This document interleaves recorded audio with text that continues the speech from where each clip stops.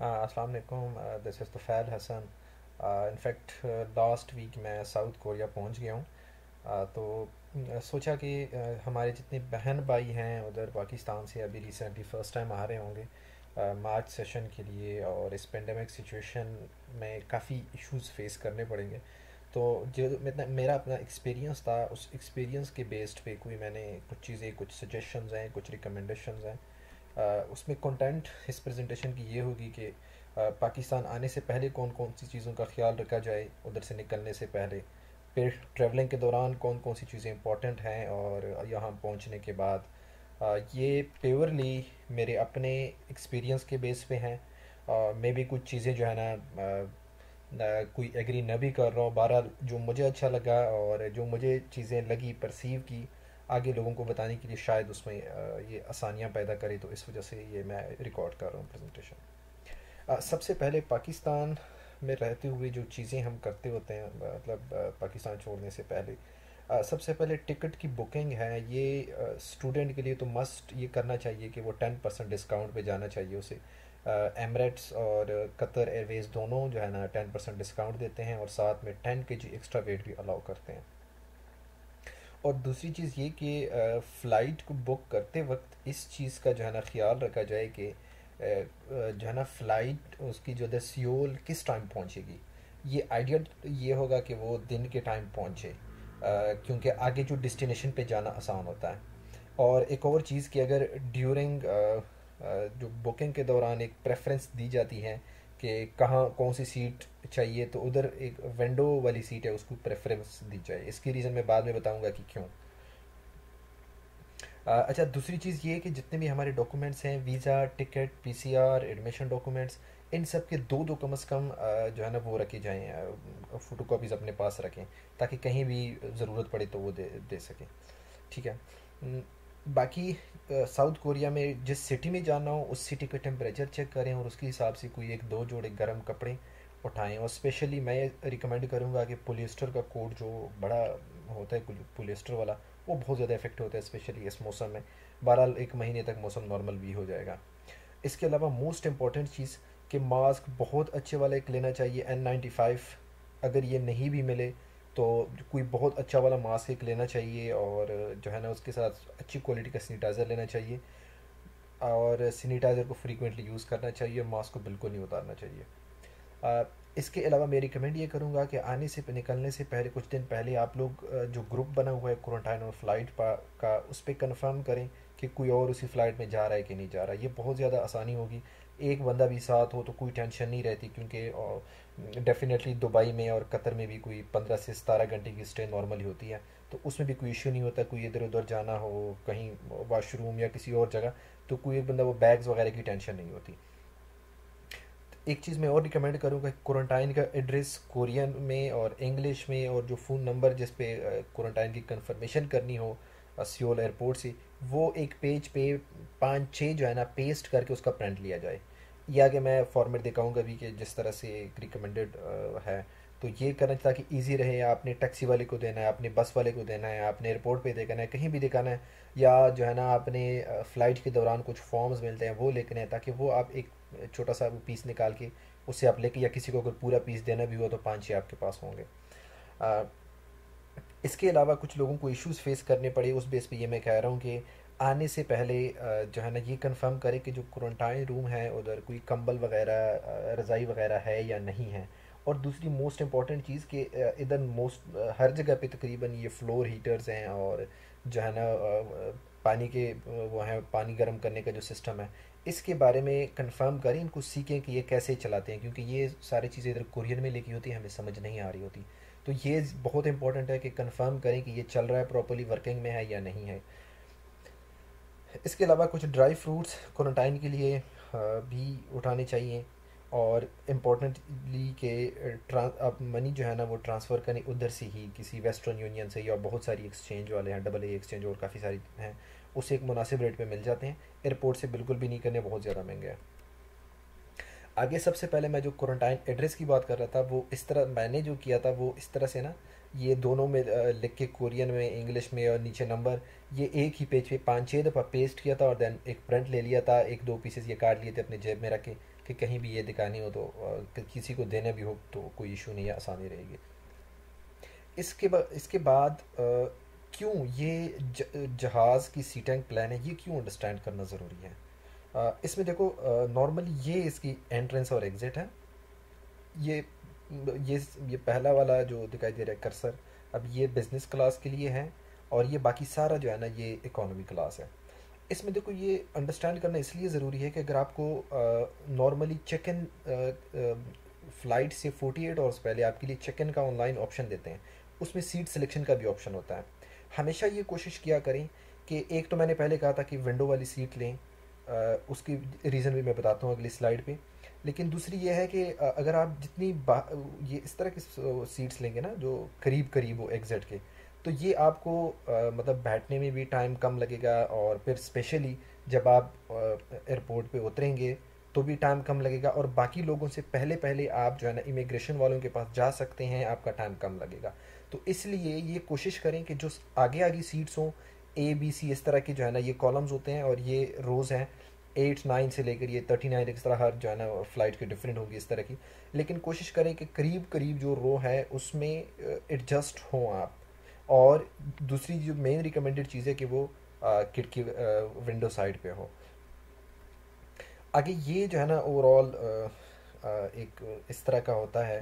अ, इसमें देखो, सबसे इंपॉर्टेंट चीज़ मैंने विंडो साइड वाली बताई, वो क्यों बताई है। आजकल कोविड की सिचुएशन बहुत ज़्यादा ख़राब है, और ट्रैवलिंग में स्पेशली आप बहुत ज़्यादा चीज़ों के साथ इन कांटेक्ट रहते हैं, तो कोई पता नहीं चलता, बहुत ज़्यादा केयरफुल रहना चाहिए। सबसे पहले तो जो मैं पहले बता चुका हूँ कि मास्क बिल्कुल नहीं उतारना चाहिए किसी भी सूरत, फ्रीक्वेंटली सैनिटाइज़र यूज़ करना चाहिए। और विंडो की सीट की जो लॉजिक है वो ये है कि अगर आप इधर फॉर एग्जांपल इधर कहीं साइड पे बैठे हैं, तो आपके साथ ये एक बंदा इन कांटेक्ट है। ये भी हो सकता है कि आपके साथ जो इन कांटेक्ट है बंदा, इसे भी कोविड हो सकता है, आपने इससे भी बचना है। लेकिन आप देखो, अगर आप विंडो साइड पे हैं तो एक साइड पे आप एक तो बाहर का व्यू आप देख सकते हैं, और साथ में एक बंदे से आपको बचना होता है।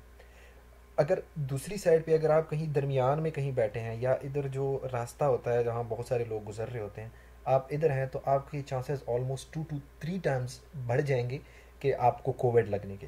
तो इसलिए कोशिश करें कि जो विंडो वाली सीट है ना, इसको प्रेफर करें। इसके बाद ये मैं एक सजेस्ट करूँगा कि ये सेल्फ क्वारंटाइन की ऐप है, ये इसी जो क्यूआर कोड है इससे भी जो है ना इंस्टॉल हो सकती है। ये पहले से ही इंस्टॉल करें, बजाय इसके कि आप एयरपोर्ट आके इस पर टाइम ज़ाया करें। ये इस तरह की ये नज़र आएगी जब आप डाउनलोड करेंगे मोबाइल में। ये बहुत इंपॉर्टेंट चीज़ है स्पेशली जब कोरिया पहुंचते हैं आप, तो सारी चीज़ें आपको कोरियन में ही लिखी हुई मिलेंगी। इवन के आपके एसी का रिमोट, हीटर का रिमोट, ओवन, और जो है ना बहुत और जितनी भी चीज़ें हैं वो आपको कोरियन में लिखी हुई चीज़ें मिलेंगी। तो सबसे पहले ये ऐप आप डाउनलोड करें गूगल ट्रांसलेट का। उसके बाद अगर आपको इधर कॉपी पेस्ट करते हैं तो इधर इंग्लिश में ट्रांसलेशन आपको मिलेगी, बहुत अच्छी ट्रांसलेट करते हैं। इसके अलावा मोस्ट इंपॉर्टेंटली ये कैमरे का ऑप्शन है, इस पर अगर आप क्लिक करते हैं, फॉर एग्जांपल ये रिमोट है, सारा कुछ कोरियन में लिखा हुआ है, जब इस पे आप फिक्स करेंगे वो कैमरे में ये नज़र आएगी, तो वो ऑटोमेटिकली क्या करेगा, ये नीचे जिस तरह से ये लिखा हुआ है तो ये जो है ना उसमें इंग्लिश में ट्रांसलेट करेगी, और हमें आइडिया हो जाता है कि ये क्या जो नाम से फिर ये क्या चीज़ है, कैसे चलाना है। तो ये बहुत इंपॉर्टेंट है कि ये चीज़ आप लोग पहले से ही इंस्टॉल करें। अच्छा, अभी मैं थोड़ा सा ये एक्सप्लेन करूँगा कि इधर पाकिस्तान में एयरपोर्ट से, स्पेशली मैंने थोड़ा कराची एयरपोर्ट का वो दिया हुआ है कि एयरपोर्ट से क्या क्या प्रोसेस होता है। जो फर्स्ट टाइम आ रहे होते हैं, मैं भी फर्स्ट टाइम ही आ रहा था तो मुझे नहीं आइडिया था। सबसे पहले तो रिकमेंडेड ये है कि अगर चेक इन 3 घंटे पहले शुरू हो जाता है तो आप कोई आधा घंटा 40 मिनट पहले पहुँचें, और अंदर जाके सबसे पहले आपकी जो है ना ये इधर मेटल डिटेक्टर से और ये बैग्स की स्क्रीनिंग होती है, इधर आपने रख के जितनी भी चीज़ें हैं वो दूसरी साइड पे चली जाती हैं, और बाज़ दफ़ा आपके बैग्स खोलते भी हैं आगे। अ, अच्छा, इस स्क्रीनिंग से निकल के आगे जो है ना आपने जाना होता है, जो एमरेट्स की है या कतर एयरवेज़ है, जो भी फ़्लाइट है उसके अपने काउंटर्स हैं, उस पर जाना होता है ताकि आपको जो है ना चेक इन वगैरह के वो दिए जाएँ, बोर्डिंग पास दिए जाएँ।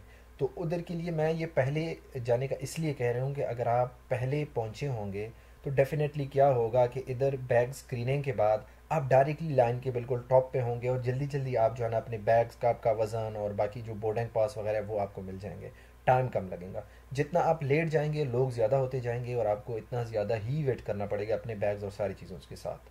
अच्छा, जब इधर से आप पास हो जाते हैं, आप डॉक्यूमेंट्स दिखाते हैं, वो आपको बोर्डिंग पास देते हैं, उसके बाद जो है ना ये इमिग्रेशन वालों के पास आना होता है। इमिग्रेशन वाले आपसे अब आपके डॉक्यूमेंट्स वगैरह चेक करके सारा कुछ करके आपके पासपोर्ट पे और आपके जो है ना वो उस पर स्टैंप लगा के बोर्डिंग पास पे तो स्टैंप लगा के आप आगे चले जाते हैं।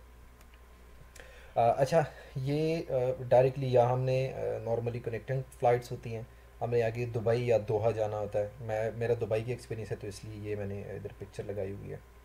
अच्छा, सबसे पहले तो दुबई पे जो है ना जब फ़्लाइट लैंड करने से तकरीबन आधा घंटे या 20 मिनट पहले जो आप सीट के सामने एक स्क्रीन लगी होती है उस पर आ रहा होता है कि आगे आपका चेक इन काउंटर कौन सा होगा। ये बहुत इंपॉर्टेंट है। जिस तरह ये देखो B14 लिखा हुआ है, B12 B13 लिखा हुआ है, तो इस तरह से वो आप सियोल वाली जो आगे जो कनेक्टिंग फ़्लाइट्स है वो सारी उधर स्क्रीन पे आ रही होती हैं। तो आपने सियोल की जो है ना वो चेक इन काउंटर देखना है कि चेक इन काउंटर कौन सा है। मेरा फॉर एग्जांपल B14 है, तो आपने फिर एयरपोर्ट आके उधर अगर आपके साथ कोई और नहीं भी है, पहली दफ़ा ही आप आ रहे हैं, तो आप किसी से पूछ के कि मैं कनेक्टिंग फ़्लाइट में हूँ, आपको रास्ता दिखा रहे हैं, आप जाते जाते फिर ये चीज़ें आपके सामने आएंगी, डायरेक्शंस आपको दे रही होंगी कि B14 कहाँ पे है, B13 ये कहाँ पे है, सी ये कहाँ पे है। तो डेफिनेटली आप बड़ी इजीली जो है ना अपने काउंटर तक पहुंच सकेंगे। अगर आपको काउंटर का नहीं पता तो आप जो है ना फिर मुश्किल होगा आपके लिए, ठीक है। आगे जब आप दुबई से आगे दुबई में स्टे के बाद जितने भी स्टे है उसके बाद जब आगे जो सियोल के लिए फ़्लाइट टेक ऑफ कर लेगा, तो क्या होता है कि नॉर्मली ये चार फॉर्म्स आपको मिल जाते हैं।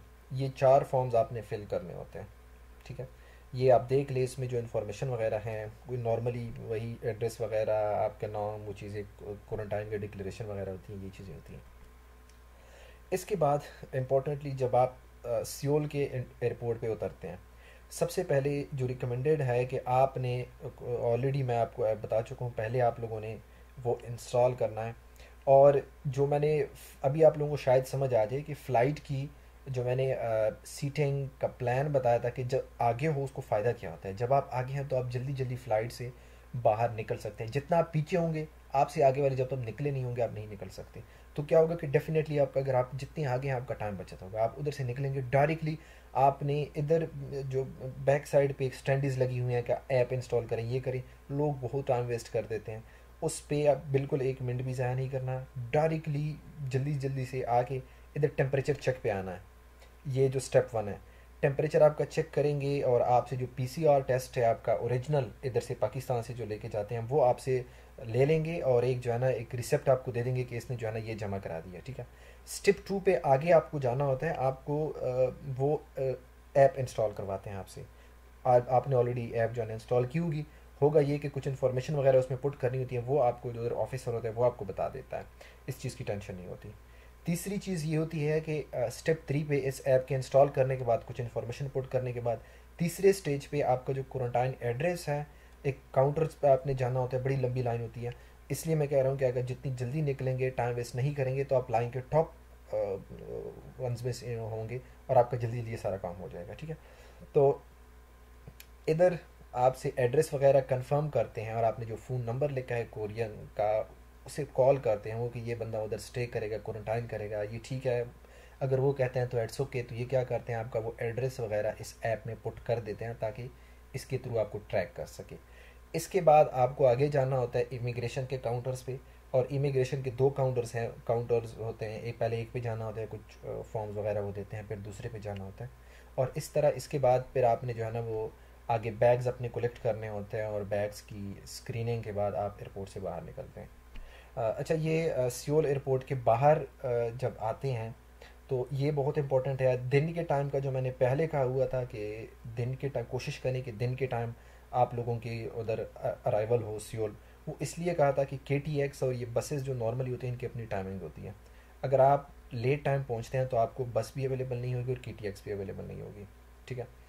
KTX normally out of city Seoul से आउट किसी ने जाना होता है उसलिए होती है। तो अगर क्योंकि अगर KTX नहीं है आपको एयरपोर्ट से बाहर नहीं जाने देती है फिर। और आप डेफिनेटली आपको जो है ना एयरपोर्ट पे रात को स्टे करना पड़ेगा। मेरे दोस्त थे मेरे साथ, उनको पे स्टे करना पड़ा। और विदिन सियोल अगर आप 8 बजे तक, ये मेरे ख्याल में हैं अप्रोक्सीमेट, कि अगर 8 बजे तक आप जाते हैं शाम के, तो आपको ये बस मिल जाती हैं। आप कहीं जाते हैं तो आप इस पर ईज़िली चले जा सकते हैं 16,000 कोरियन वॉन दे के। और इसके अलावा अगर ये नहीं है, आप लेट पहुंचते हैं, क्वारंटाइन टैक्सी हैं, 24 आवर्स अवेलेबल होती है, लेकिन ये है कि इसमें कोई $80 to $90 जो है ना, आपको मे बी 100 भी देने पड़े, वो देने पड़ते हैं, डिपेंड्स अपॉन आपकी डेस्टिनेशन विद इन सियोल। तो आपके पैसे बचाने के लिए पैसे भी बच सकते हैं, आपका टाइम भी बच सकता है, इंतज़ार भी ज़्यादा नहीं करना पड़ेगा अगर आप जो है ना दिन को पहुंचते हैं और अगर टाइम वेस्ट नहीं करते। इसके बाद आप क्वारंटाइन रूम में जब पहुंचते हैं, सबसे जो इम्पोर्टेंट चीज़, क्योंकि इधर जो है ना काफ़ी सर्दी है, और जो है ना वो ब्लैंकेट का भी मैंने पहले इसलिए कहा था कि आप लोग कंफर्म करें। ये जो है ना नॉर्मल इस तरह एक रिमोट टाइप का लगा होता है, जिसमें नॉर्मली ये जो फ्लोर हीटर होता है और वाटर जो है ना हीटर होता है, वो इसी पे होता है, लेकिन हमें समझ नहीं आ रहा होता। तो एक तो ये है कि आपकी जो पहले से अगर गूगल ट्रांसलेट इंस्टॉल किया हो, तो इजीली आप जो है ना इसको स्कैन करके आप इस पे आ जाते हैं कि ये कौन कौन किस किस चीज़ का बटन है। ठीक है, तो ये करेंगे, आपकी जो है ना फ्लोर हीटर भी ऑन हो जाता है और जो है ना वो वाटर हीटिंग सिस्टम भी ऑन हो जाता है, तो आपको कोई टेंशन नहीं रहती। क्योंकि अगर ये दोनों सिस्टम ऑन नहीं होते तो इधर काफ़ी सर्दी है, काफ़ी जो है ना वो इश्यूज फेस करना पड़ेगा, या अगले दिन के लिए आपको वेट करना पड़ेगा कि कोई आपको आए बताए, या आपका दोस्त आपको तो खैर डेफिनेटली कोई नहीं सकता, लेकिन उसको पिक्चर सेंड करना, ये चीज़ें करना, ये आपको करनी पड़ेगी। अच्छा, इसके अलावा क्वारंटाइन ऐप को कैसे यूज़ किया जाए।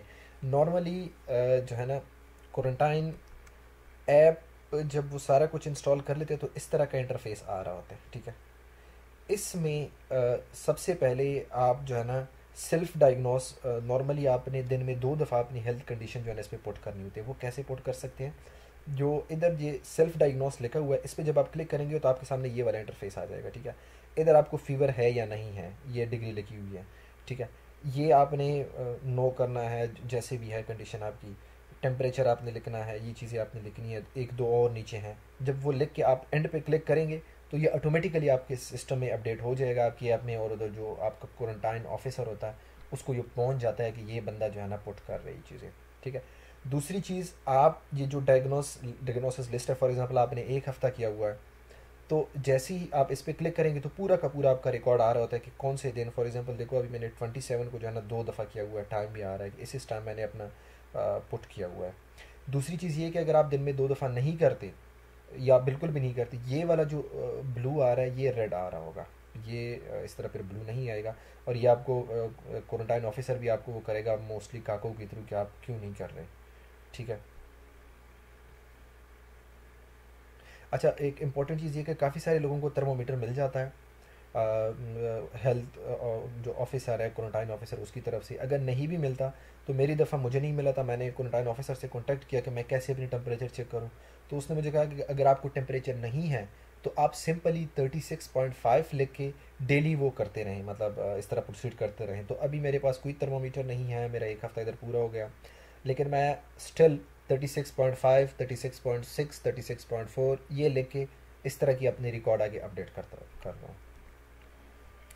अच्छा, इधर पहुंचने के बाद आप लोगों के नॉलेज में होगा ही कि जो है ना 2 कोविड टेस्ट करने पड़ते हैं। पहला कोविड टेस्ट जो है ना उसी दिन या अगले दिन करना पड़ता है। मैंने जो पहले कहा हुआ था कि आप लोग फ़्लाइट की शेड्यूल कोई ऐसी हो कि वो दिन को सियोल पहुंचे, तो ये आइडियल इसलिए हो जाएगा कि एक तो आप टाइमली अपने क्वारंटाइन प्लेस पे पहुंच सकेंगे। फिर अगर आप सियोल में हैं, आप शाम से पहले पहुंचते हैं, तो क्या होता है कि उसी दिन आप कोविड टेस्ट के लिए सैंपल दे सकते हैं।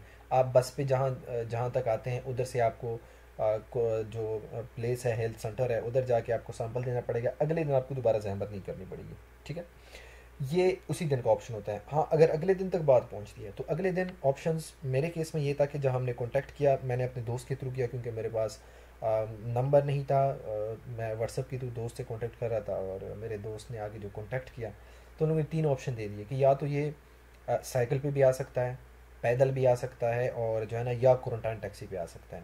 तो इन मेरे तो इधर जो हेल्थ सेंटर था वो करीब था, तो मैं जो है ना पैदल ही चला गया था। लेकिन दूर है आपसे तो आपको क्वारंटाइन की टैक्सी लेनी पड़ेगी, उसके लिए अलग से पेमेंट आपको करनी पड़ेगी। इसलिए ये पहले दिन वाले ऑप्शंस बहुत बेहतर होते हैं कि पहले दिन ही सारा कुछ हो जाए। और दूसरा टेस्ट वो 1 या 2 दिन क्वारंटाइन के कंप्लीशन जो है ना कंप्लीशन से पहले ही होता है। तो इस तरह की जो है ना सारा क्वारंटाइन का पीरियड जो है ना एंड हो जाता है। थैंक यू सो मच आप लोगों के सुनने के लिए। आई होप कि ये वीडियो आप लोगों के लिए फ़ायदा मंद साबित होगी और आप लोग जो है ना इस चीज़ों को कंसिडर करेंगे। मैं भी काफ़ी सारी ऐसी चीज़ें हों कि जो मेरी कंसिडरेशन में ना हो, आप लोगों को कुछ और कोई और दोस्त बताएं। Any how thank you so much. Enjoy your travels and make new memories. Have a safe trip. Thank you.